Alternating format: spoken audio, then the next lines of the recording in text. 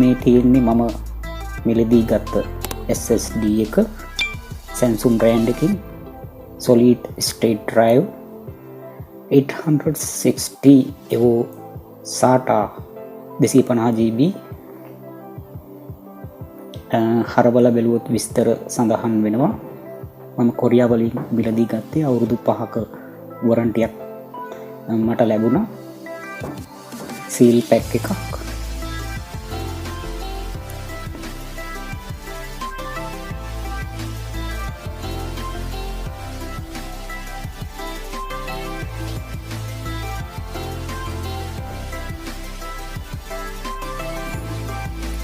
මම SSD එක මිලදී ගන්නවත් සමගම පෝටබල් ඩ්‍රයිව් එකක් ඇතුල් කරලා පාවිච්චි කරන්න පුළුවන් කේසින් එකක් මිලදී ගත්තා. මගේ අයින් කරන හાર્ඩ් ඩිස්ක් එක පෝටබල් ඩ්‍රයිව් එකක් විදිහට පාවිච්චි කරන්නට පුළුවන් විදිහට සාදා ගන්නට.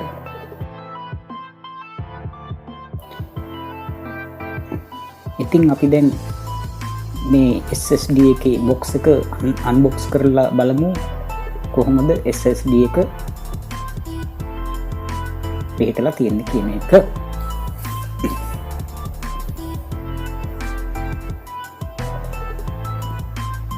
මෙහෙම ඇරලා බලනකොටම අපිට SSD එක එළියට ගන්නවත් සමගම ඉහළින්ම බලා ගන්නට පුළුවන් SSD එකට අදාළ paperworks. ඊට පස්සේ SSD එක අපිට මේ විදිහට ලබා ගන්න පුළුවන්. මම Samsung brand එකෙන් මිලදී ගන්නට විශේෂ හේතුව මේ වන විට ලොව පවතින ගුණාත්මක භාවයෙන් ඉහළම SSD එක Samsung ආයතනයෙන් නිපදවන නිසා වෙනවා. ඉතින් මේ SSD එක උනත් මේ මම ගත්ත මේ කේසින් එකට ඇතුල් කරලා පාවිච්චි කරන්නට පුළුවන් පෝටබල් ඩ්‍රයිව් එකක් විදිහට උනත් ඉතින් අපි දැන් බලමු SSD එක ඉන්ස්ටෝල් කරගන්නේ කොහොමද කියන එක පිළිබඳව. දැන් මගේ සූදානම ලැප් එකේ hard drive එක පළමුවෙන් ඉවත් කරගන්නට.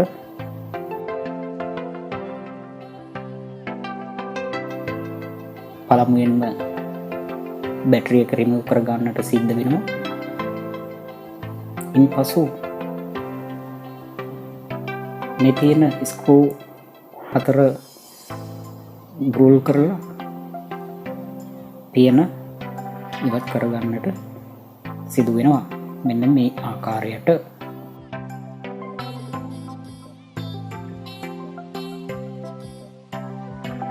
හොඳයි. මේ දැන් පෙනෙන්නේ hard drive එක තියෙන කොටස. ඒත් ස්ක්‍රූ එකක් තියෙනවා ගලවලා ඉවත් කරගන්නට සිදුවෙන.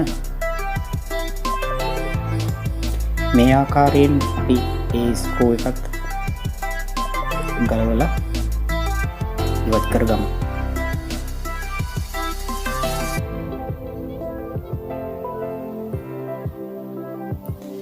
ඉන්පසු මෙන්න මේ විදිහට පස්සට මදක් තෙරපුවක් ඊදුවම hard drive එක පහසුවෙන්ම ගැලවිලා යනවා.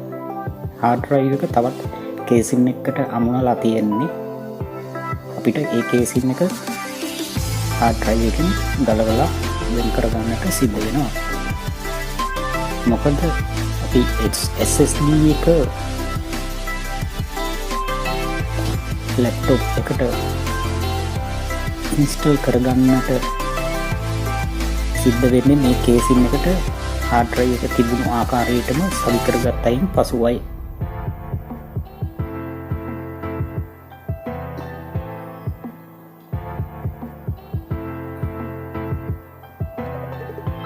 මගේ තිබිලා තියෙන්නේ Samsung hard drive එකක්මයි. පේන නැති අපි මේ ආකාරයට මේ ස්ක්‍රූස් ගලවලා මේ කේසින් එකෙන් hard drive එක ඉවත් කරගමු.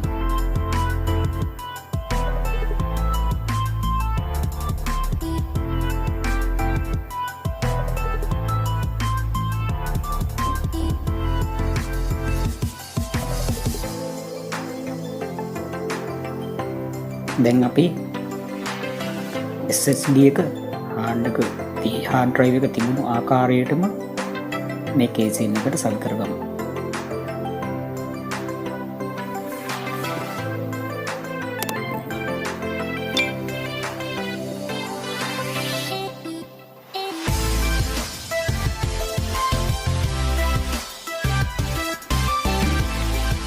ඉතාමත් පහසුවෙන් මෙන්න මේ විදිහට සවි කරගන්නට හැකියාව තියෙනවා.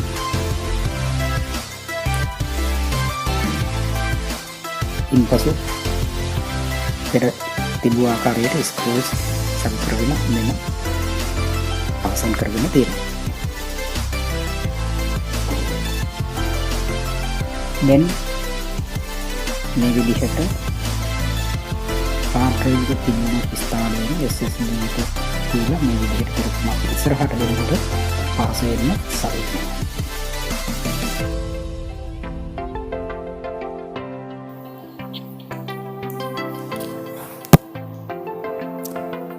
හරි, ස්ක්‍රූ එකත් සවි කරගත්තා. දැන් අපි ලැප් එකේ පිටිපස පියන මේ විදිහට සවි කරගමු. මේ ස්ක්‍රූස් හතර නැවතත් තද කරාම හොඳින් සවි වෙනවා. ඒත් එක්කම බැටරි එකත් සවි කරගමු.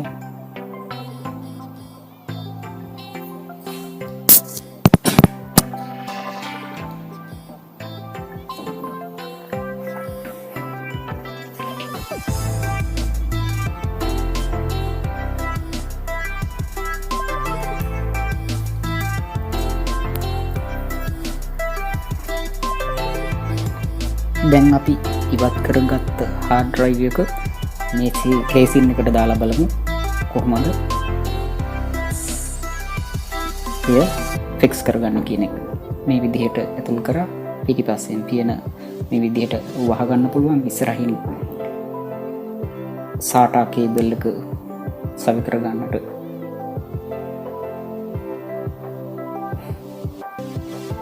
හැකියාව තියෙනවා. ඉතින් මෙන්න මේ විදිහට. ඉතින් අපි දැන් ලැප්ටොප් ඔන් කරනවා. දැන් SSD එක ඉන්ස්ටෝල් කරගෙන පසුව ඉන්නේ. මුලින්ම අපි Windows ඉන්ස්ටෝල් කරගන්න සිද්ධ වෙනවා.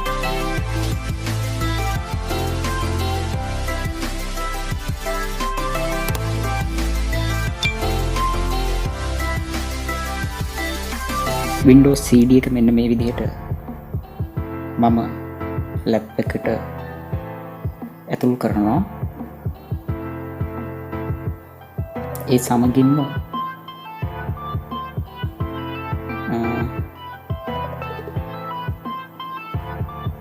දැන් අපිට බලා ගන්නට පුළුවන් Windows CD එකකින් ලැප් එක බූට් වෙන ආකාරය. Windows 10 මම ඉන්ස්ටෝල් කරගන්නට බලාපොරොත්තු වෙන්නේ.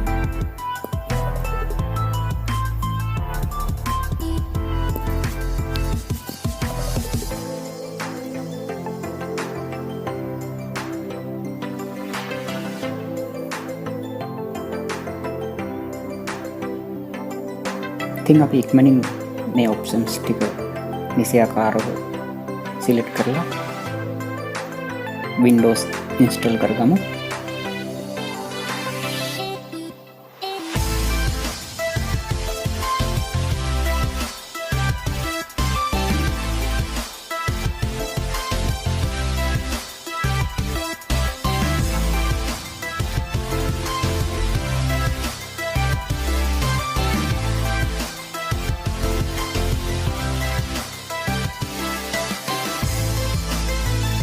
දැන් අපි SSD එක ඉන්ස්ටෝල් කරයින් පසුව සහ පෙර පරිගණකීය ක්‍රියාකාරීත්වය කෙසේ වුණාදැයි පරීක්ෂා කරන මොහොත එකම වෙලාවෙදී ලැප්ටොප් ඔන් කරා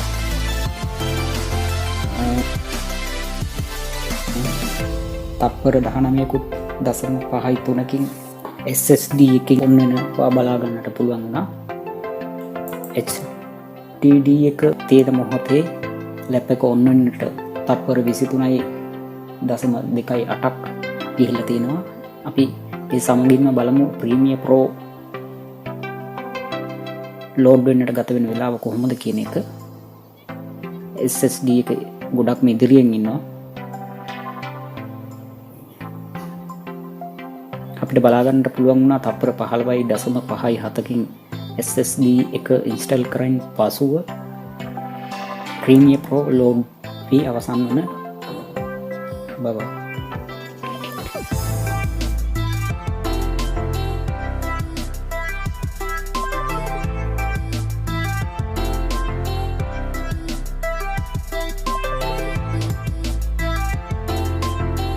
hard disk එකෙන් ප්‍රීමියර් ප්‍රෝ ලෝඩ් වෙන්නට ඉතාමත් දීර්ඝ කාලයක් ගත වෙනවා. දැනට තප්පර 50කටත් අධික කාලයක් ගත වෙලා තිනවා. තාමත් සෙමින් ලෝඩ් වෙනවා බලා ගන්නට පුළුවන් වෙන්නේ.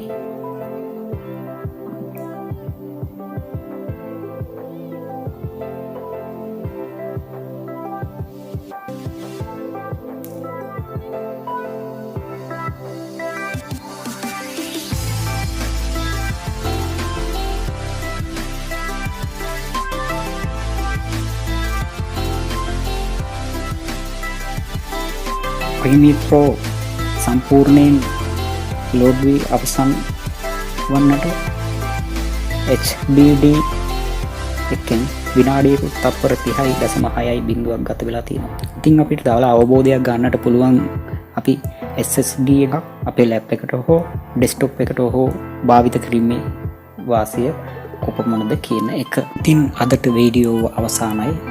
ඉදිරියටත් මෙවැනි වටිනා වීඩියෝස් නැරඹීම සඳහා දිගටම අපත් එක්ක රැඳී සිටින්නට යයි ඉල්ලීමක් කරනවා. අපගේ YouTube channel එක subscribe කරලා තියාගන්නට අමතක කරන්නට එපා. ඉතින් මෙවැනිම වීඩියෝ එකකින් නැවතත් හමු වෙනතුරු ඔබට සුබ සතියක්.